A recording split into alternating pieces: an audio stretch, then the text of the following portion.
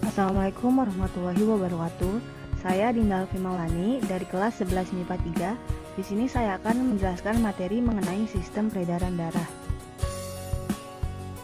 Mata pelajarannya itu biologi. Indikatornya menjelaskan komponen darah, plasma, dan sel-sel darah, menjelaskan fungsi darah, menggambarkan macam-macam sel darah, menentukan golongan darah anggota kelompok, menjelaskan prinsip dasar penggolongan darah, menjelaskan dasar-dasar transfusi darah, menjelaskan berbagai alat-alat yang berkaitan dengan peredaran darah, menjelaskan mekanisme peredaran darah atau pulmonari dan sistemik, mengenal berbagai kelainan atau penyakit pada sistem peredaran darah, serta menjelaskan upaya menghindari atau rehabilitasi kelainan atau penyakit pada sistem peredaran darah.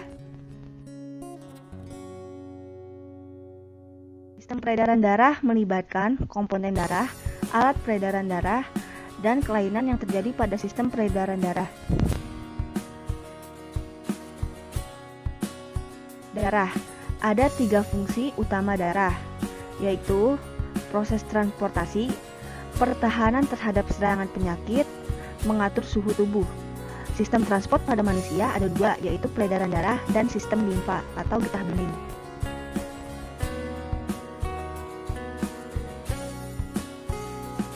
Komponen darah terdiri dari plasma darah dan sel darah. Plasma darah merupakan bagian cair yang terdiri dari air, protein, dan senyawa organik. Protein plasma darah, albumin, yaitu menjaga tekanan osmosis darah. Globulin yaitu pembuatan antibodi. Fibrinogen yaitu pembekuan darah. Bahan organik plasma darah yaitu glukosa, asam amino, lemak, vitamin, hormon, garam mineral atau Na, Cl, fosfor, bikarbonat. Produk metabolisme yaitu asam urat dan urea, kreatin.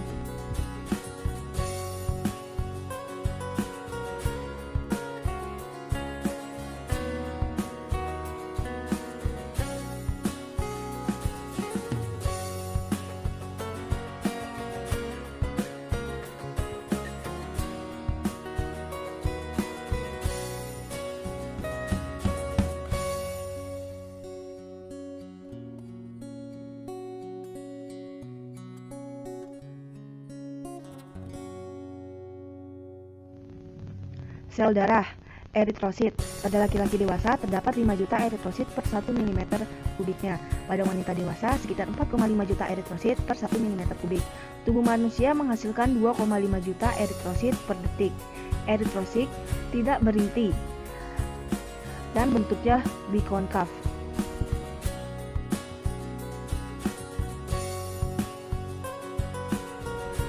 Leukosit berperan sebagai alat pertahanan tubuh. Dalam menjalankan tugasnya, leukosit kadang keluar dari pembuluh darah untuk menyerang kuman yang masuk ke dalam tubuh yang disebut diapedesis. Leukosit juga berperan membersihkan sel-sel yang telah mati atau luruhan dari jaringan tubuh. Jumlah leukosit pada orang dewasa yaitu 4.000 sampai dengan 13.000 per mm kubik darah.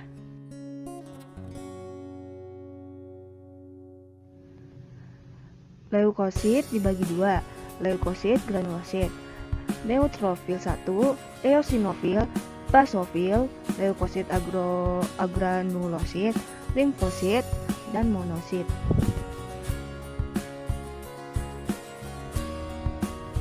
Neutrofil memiliki jumlah terbanyak dari leukosit yang lain. Saat ada infeksi kuman dapat mencapai 10.000 sampai 20.000 sel per mm kubik dan menerobos dinding pembuluh darah untuk memakan bakteri atau leukositas. Eosinofil jumlahnya kurang lebih 2-3% dari jumlah leukosit. Dapat infeksi oleh parasit atau cacing dan pengaruh energi. Basofil dapat mengikat zat warna, basa atau metilin biru, memiliki zat beku atau heparin sehingga darah tidak membeku dalam pembuluh darah.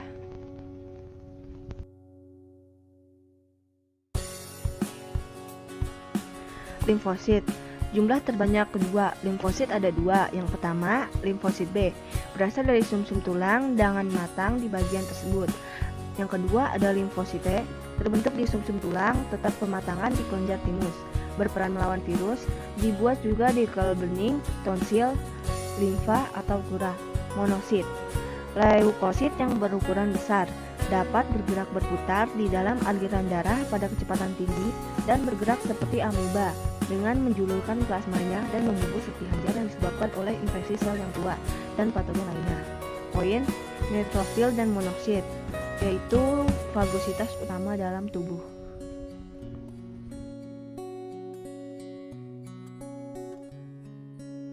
Trombosit, bagian darah yang ukurannya paling kecil, bentuknya bulat atau oval. Jumlahnya 200.000 sampai 500.000 sel per mm kubik darah. Dibentuk pada sumsum tulang khusus yang disebut megakariosit. Umumnya berumur beberapa jam. Berperan dalam proses pembekuan darah. Proses pembekuan darah. Jaringan rusak atau luka mengeluarkan enzim menjadi tromboplastin, protrombin, ion Ca2, vitamin K, ke trombin, fibrinogen, ke fibrin.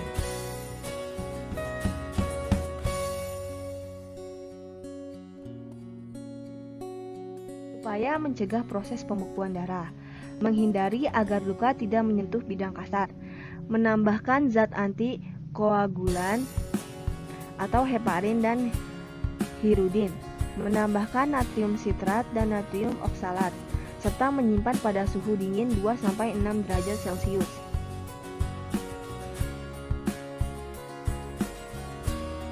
Golongan darah. Menurut Karl Landsteiner, darah pada manusia dibagi 4 kelompok berdasarkan keberadaan agglutinogen dan agglutinin. Agglutinogen terdapat pada eritrosit, disebut antigen, sifat dapat digumpalkan. Agglutinin pada plasma darah disebut antibodi dan sifat mengumpalkan antigen. Macam-macam golongan darah. Golongan A, agglutinogennya A, agglutinogen beta, keterangannya menerima dari A dan O, memberi ke A dan AB. Golongan darah B, agglutinnya alfa, menerima B dan O, memberi ke B dan AB. Golongan darah A, agglutinogennya A dan B. Agglutininnya tidak ada, keterangannya menerima A, B, AB, dan O. Golongan darah O, agglutinogennya nggak ada, agglutininnya alfa plus beta, keterangannya memberi ke A, B, AB, dan O.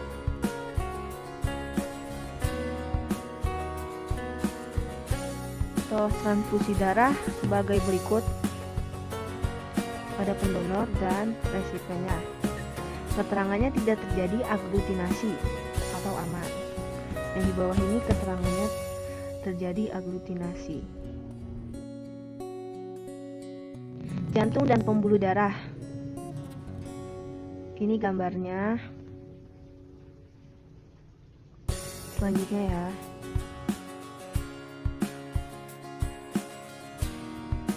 Sistem peredaran darah pulmonari atau peredaran darah kecil. Bili kanan arteri pulmonaris ke pulmo, vena pulmonalis sampai serambi kiri. Yang di bawah ini sistem peredaran darah sistemik atau peredaran darah kecil. Bili kiri, aorta, tubuh bagian atas dan bawah, terus kelainan dan penyakit pada sistem peredaran darah, yaitu ada hemofilia, thalassemia, sickle cell anemia atau ACA anemia atau penyakit kekurangan darah, leukemia kanker darah, erythroblastoma fetalis, jantung koroner, sklerosis, varises, dan elefantiasis.